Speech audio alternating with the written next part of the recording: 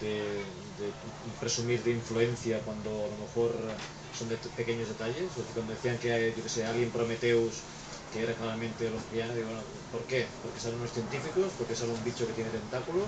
Fíjate, cuenta la leyenda que Guillermo del Toro, que ha estado por aquí por cierto, cuando se estrenó Prometheus dijo que ya no tenía mucho sentido que le hiciera las montañas de la locura. Exacto. A ver, es cierto que hay una influencia clara, por lo menos en el punto de partida, en el espíritu, en el desarrollo, sobre todo en Prometheus y en Alien, el octavo pasajero. Sí.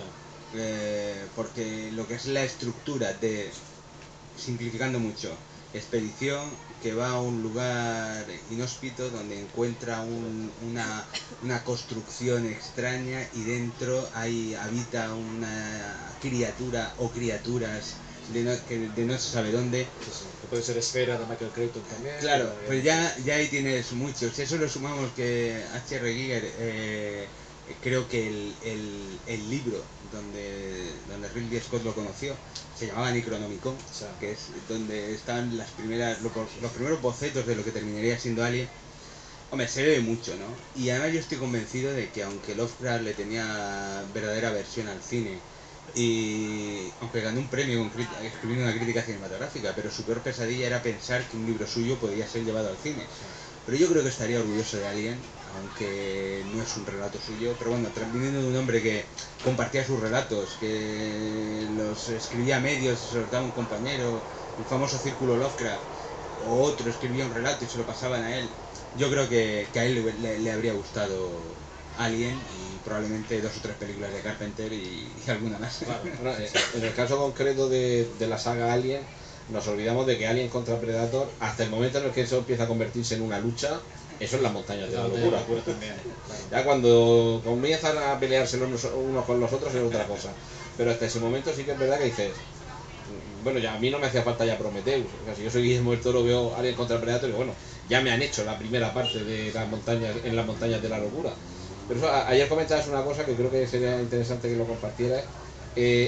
La no conclusión, o sea, la resolución ausente en los relatos, y sobre todo en una novela como en Las montañas de la locura, eso a veces es una barrera a la hora de adaptar. Ese es otro problema, hasta lo mencionaba Antonio en su artículo, en su capítulo. El problema que tiene Lovecraft para llevarlo al cine ya no, además de su forma de escribir o de no describir las cosas, otro problema que tiene es la estructura de sus historias y cómo muchas de ellas ni siquiera tienen clímax, ¿no? Y probablemente un ejemplo bastante claro sea en Las montañas de la locura, ¿no? Porque ves como los científicos pues penetran en las montañas, en sus grutas y tal, y cuando estás de inquietud hasta las cejas y dices, bueno, ¿y ahora qué va a pasar? Pues ahora pasa que se van.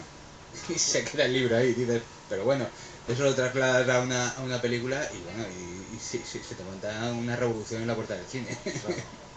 Complicado, imagino que tú eso sabrás también. Sí. Claro, desde la perspectiva sobre todo del blockbuster contemporáneo, el problema de estas cosas es que cómo adaptas a una obra como en Las montañas de la locura sin gastarte un pastón. Y cómo te gastas un pastón sin darle un clima convencional para que la gente pueda ir al cine.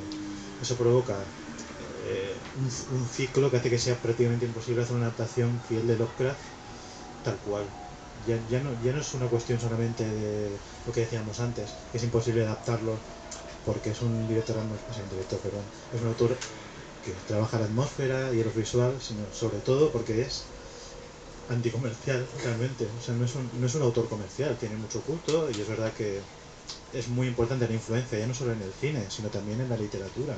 Hay muchos autores que han imitado a Lovecraft y que han cogido el testigo de toda su obra y que han intentado continuar el tema de los ciclos de Cthulhu y tal, pero realmente no es comercial, o sea, su obra no lo es. O sea que tiene muchas sugerencias que se pueden desarrollar a otros niveles.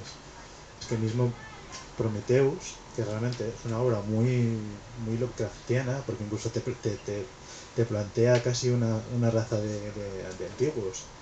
Claro, tiene una resolución, tiene que haber una resolución convencional.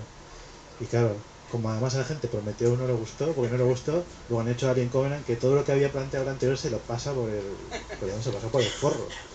porque empieza a dar explicaciones y a simplificar y claro, no mola. Es que a la gente no le gustan las... Es muy difícil vender una película de gran presupuesto que no tiene una estructura convencional. Y las estructuras convencionales se alejan absolutamente de lo que planteaba este hombre. Bueno, o de las falsas influencias que digo yo, de que realmente al final no se han leído los libros de Lovecraft. ¿No? Es decir, que todo es ¿no? un hipertexto, ¿no? O sea, todo es... todo el mundo habla de Lovecraft, pero nadie lo ha leído, ¿no? Bueno, yo creo que hay mucha gente... Yo creo que parte de la curiosidad por Lovecraft viene precisamente de esas influencias falsas, ¿no? Que de pronto alguien oye hablar del Necronomicon o se le ocurre incluirlo en una película y no sabe exactamente cómo ni por qué. Yo mismo, la primera vez que oí hablar del Necronomicon fue en Posesión Infernal, ¿no? Y de pronto, bueno, pues pensé, lo primero que pienso es, pues mira, a esta gente se le ha ocurrido este nombre de este libro y ya está. Y no, fue años después cuando pues tropecé, me enteré de que no.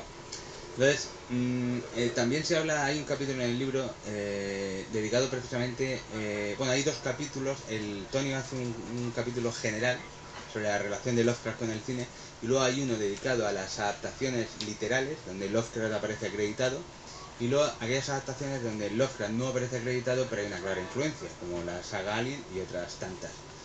Y luego incluso hay una bibliografía comentada donde incluimos, que la preparó Antonio Rentero, donde incluimos aquellas películas donde hay algún tipo de inclusión de elemento Lovecraftiano, aunque no, que serían probablemente las falsas influencias de las que tú hablas, ¿no? Claro. Una película que puede ir de vete tú a saber qué, pero un personaje se llama Lovecraft, o aparece, o sucede en la ciudad de Arkham, o yo recuerdo por ejemplo un videojuego de la Play 4 de Batman, ¿no?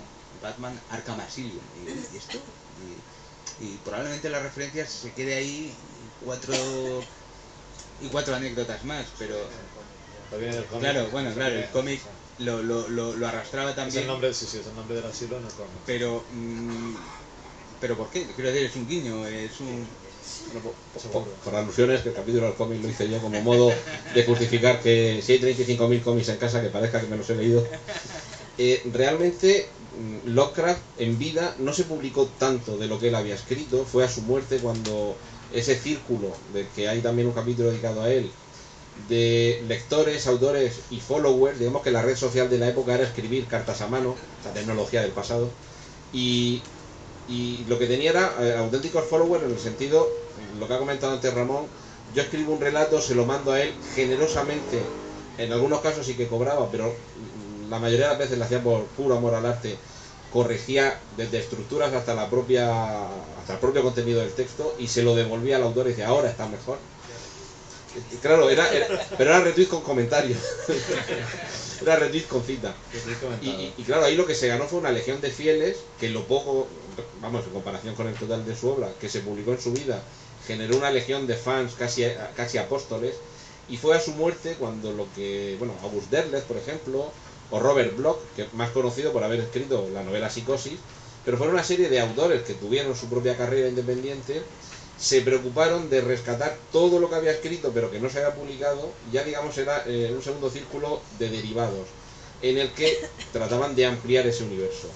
Hay unas décadas un poco perdidas entre los años 40 y 50 donde solo hay muy pocas adaptaciones de Lovecraft al cómic, hasta llegar a los 60 cuando ya empieza a haber alguna más al cine, y hasta llegar a los 70 cuando ya parece que es más fácil coger elementos propios de un creador que está en el sustrato de la subcultura popular. Y quizá a partir de los años 90 es cuando comienza a tenerse a Lovecraft como algo no inconfesable. Probablemente aquí en España le debamos mucho a Rafael Llopis, que es quien escribió el texto introductorio del libro recopilatorio de los mitos de Cthulhu.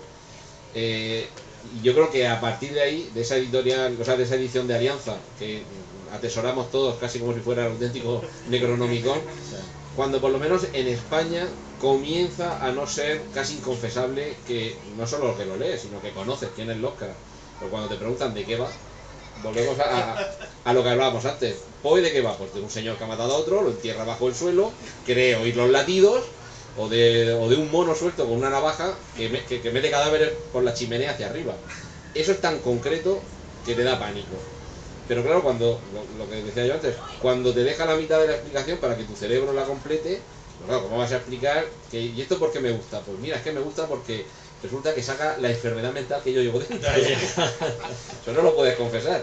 Y claro, eso es lo que hace que sea más fácil que adaptarlo, tomar elementos de él, ponerlos, y que incluso aunque no parezca el Necronomicon ni la Universidad de Miskatonic ni esté ambientado en Arkham, como Alien, pues tú digas, bueno, esto está claro que este señor, si no ha leído a Lovecraft, ha leído algún cómic o ha visto alguna película y sabe que aquí hay algo.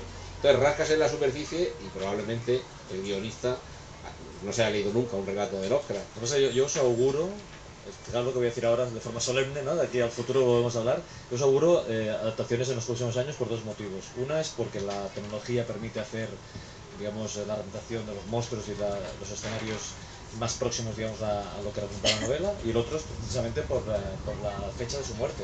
Al quedar libres los derechos, eso va a ayudar muchísimo a que puedan haber adaptaciones, eso está clarísimo. Pero, de hecho, hay un capítulo entero dedicado a los videojuegos que te das cuenta como efectivamente esa figura ya no es solo que puedas tomar sus relatos y hacer una película, es que puedes coger cualquier elemento de su iconografía y crear tu propia iconografía. Exacto. Y evidentemente a partir de este año, chicos, chicas, está a disposición vuestra todo lo que pasó por la mente de este señor. En Estados Unidos a los 70 años queda libre los derechos del autor.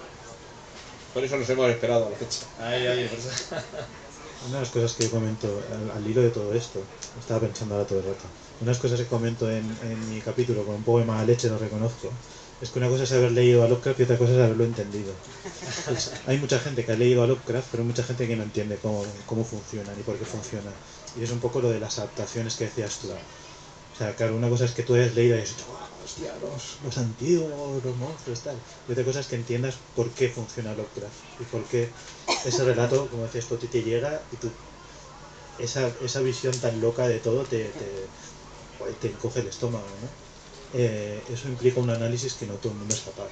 No, hay un capítulo, porque pensando en las implicaciones que tenía Lovecraft más allá de la literatura y el cine, y a mí se me ocurrió pensar que como también se le ha puesto un poco la etiqueta de nihilista, digo, ¿puede haber alguna relación entre Lovecraft y la filosofía o la filosofía y Lovecraft? Me puse a hablar con un buen amigo, Gabriel Ródenas, que es también escritor y profesor de filosofía en la universidad, y lo que decía Ramón al principio, como una fecha de entrega inicial queríamos que coincidiera con el aniversario en febrero, pues no puedo, esta Navidad tengo que corregir exámenes, es una lástima. Bueno, nos quedamos en el capítulo de Lovecraft y la filosofía, como solo sabemos él y yo no pasa nada. Pero cuando ampliamos la fecha le dije, oye, si te digo que tienes todavía plazo, encantado.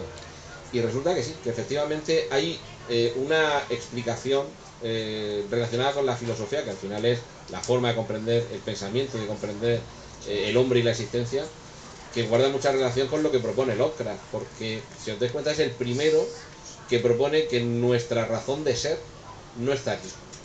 Viene del capricho casi infantil de un ser que podríamos confundir con un dios que nos creó, nos olvidó y se marchó. O sea, si eso es decirte no eres nada, mira a las estrellas que no eres nada, quien te creó, perdonadme la provocación, se cagó en este planeta, tú eres lo que ha quedado de esa cagada y ese ser semidivino se fue, porque bueno, si cagas en mitad del campo, al cabo de los años, pues yo me acuerdo que una vez cagué en el bosque, pero vete a saber dónde está la mía y qué ha pasado con ella. Eso somos para Lovecraft. O sea, fíjate si te hace pensar en la razón de que estemos nosotros aquí. Y sobre todo dice, bueno, es que si alguna vez viene, será para sojuzgarnos y esclavizarnos. Pues hombre, eso es para tener miedo. Por eso, ese miedo cósmico, ese horror cósmico al que algunos arguyen, efectivamente es que nos hace preguntarnos qué es lo que somos. Olvidémonos de que esto se lo ha inventado este señor. Pero cuando viene un científico y dice, no, probablemente la vida en la Tierra se originó porque en la cola de algún cometa había unas partículas que al cruzar nuestro planeta por esa cola se impregnó en nuestra atmósfera, o sea que sí, que al final nos cagó un primigenio. Bueno, en realidad, relacionado con la filosofía